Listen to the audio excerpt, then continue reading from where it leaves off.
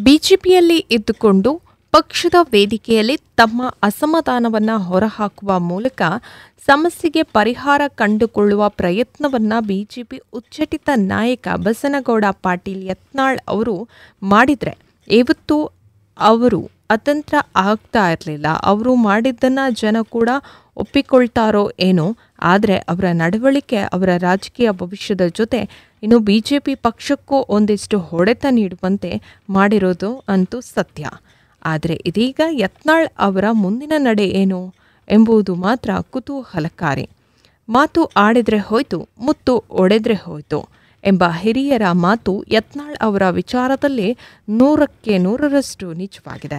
BS Yediyurappa ಮತ್ತು ಅವರ ಪುತ್ರ ವಿಜಯೇಂದ್ರ ಅವರ ಮೇಲಿನ ವೈಯಕ್ತಿಕ ದ್ವೇಷವನ್ನು ಬಹಿರಂಗವಾಗಿ ಹೊರಹಾಕುವ ಮೂಲಕ ಅಪ್ಪ ಮಕ್ಕಳ ತೇಜೋವಧೆಯನ್ನು ಮಾಡುವ ಭರದಲ್ಲಿ ಪಕ್ಷಕ್ಕೆ ಮುಜುಗರ ತಂದಿದ್ದಂತೂ ನಿಜ.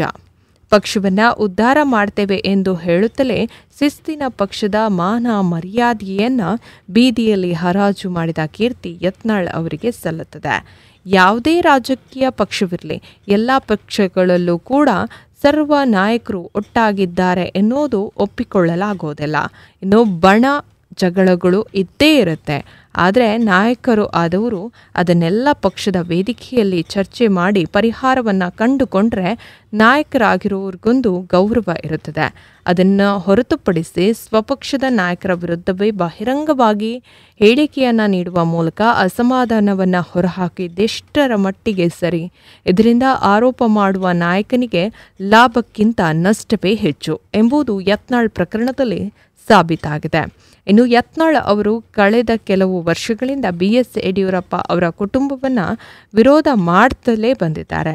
ಅದಕ್ಕೆ ವೈಯಕ್ತಿಕ ಮತ್ತು ರಾಜಕೀಯ ಕಾರಣಗಳು ಕೂಡ ಹಲವಾರು ಇರಬಹುದೇನೋ.